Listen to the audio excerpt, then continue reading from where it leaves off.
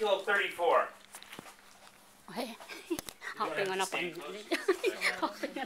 Sorry. A message came to me from the Lord. He said, Son of man, prophesy against the shepherds of Israel. Tell them, the Lord and King says, how terrible it will be for you shepherds of Israel. You only take care of yourselves. You should take good care of your flocks. Instead you eat the butter. You dress yourselves with the wool. You kill the finest animals, but you do not take care of your flocks. You have not made the weak ones in the flock stronger. You have not healed the sick. You have not bandaged those that are hurt. You have not brought back those that have wandered away. You have not searched for the lost. When you ruled over them, you were mean to them. You treated them badly. So they were scattered because they did not have a shepherd. They became food for all of the wild animals. My sheep wandered all over the mountains and high hills. They were scattered over the whole earth. No one searched for them. No one looked for them. Shepherds, listen to the Lord's message. He says, my flock does not have a shepherd. Many of my sheep have been stolen. They have become food for all of the wild animals. My shepherds did not care for my sheep. They did not even search for them. Instead, they only care of themselves. And that is just as surely as I am alive, announces the Lord and King. Shepherds, listen to the Lord's message. The Lord and King says, I am against the shepherds. I will hold them accountable for my flock. I will stop them from taking care of the flock. Then they will not be able to feed themselves anymore. I will save my flock from their mouths. My sheep will no longer be food for them. The Lord and King says, and you guys need to say hallelujah when I read this, I myself will search for my sheep. I will look after them. A shepherd looks after his scattered flock when he is with them, and I will look after my sheep. I will save them from all of the places where they were scattered on a dark and cloudy day. I will bring them out from among the nations. I will gather them together from other countries. I will bring them into their own land. They will eat the grass on the mountains of Israel. I will also let them eat in the valleys and in all of the places in the land where people live about them. They are the Lord's people, but they were forced to leave his land. I was concerned about my holy name. The people of Israel treated it as if it were not holy. They did it everywhere they went among the nations. Okay, Ezekiel 34.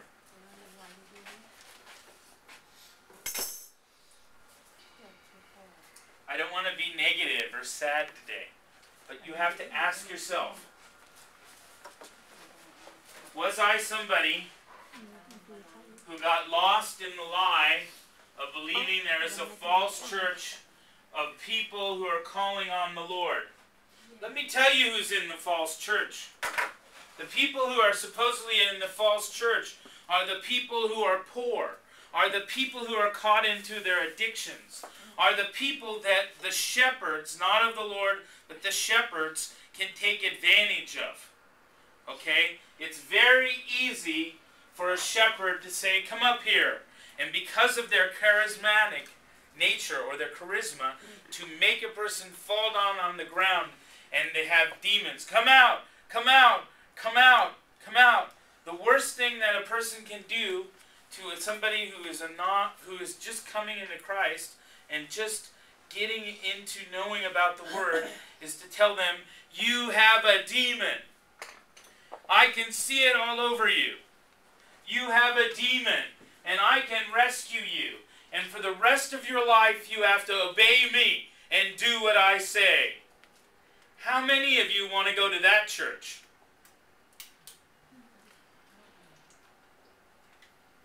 How many of you want to go to a church where they tell you, you are all little children, little sheep, and you must give me your money and do what I say?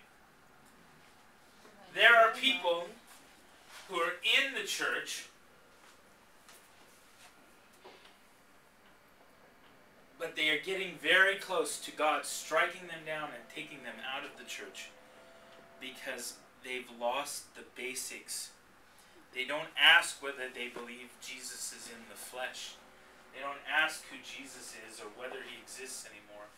They know who Jesus is, and Jesus is giving them the power to abuse and hurt the flock.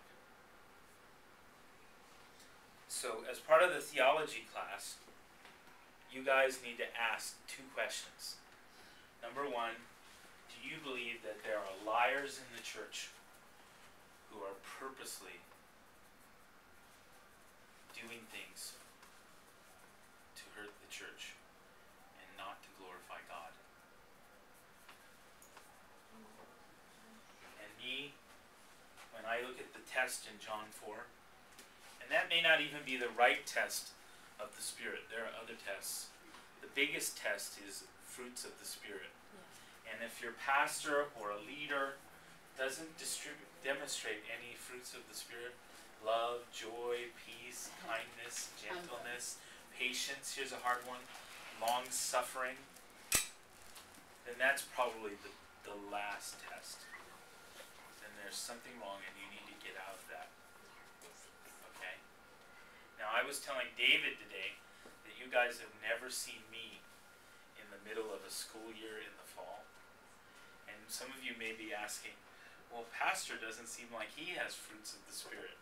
But the bottom line is that I have a lot of work to do and a lot of pressure. Now that I'm working for the organization that's very Christian, I put a lot of energy into my work because I'm working for Christian people and we want to do so much. I can't rest anymore. I can't call in sick and say I'm sick so I can do my work. I can't do that. That's lying. And I can't lie to Christian leaders. I love them. So, back to away from me and what I'm saying. Ezekiel 34 says that God will shepherd his people. But where is God? He's here. He has an uncanny love for human beings. Do you know how patient God has to get when he hears of the people who need him the most are being treated the worst by his bride? Do you know that he doesn't send firebolts, but he sure sends tears? Because the people who are his shepherds only think about the rich and spend little time searching after the lost. And it's really true. When you have a church of 1,000 or 100 or 500, you will stop caring about the lost because they cause trouble and they're dirty and stinky. You will only want the people around you who make you feel good. You know, Pastor Judith, we love you. Happy birthday. You know. Happy birthday to you. Happy birthday to you. Happy birthday to you.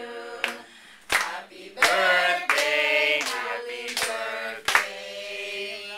Happy birthday to you. Did you buy your mother a good present?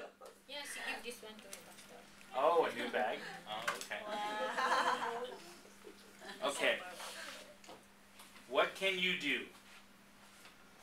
There's 2 things you can do. First of all,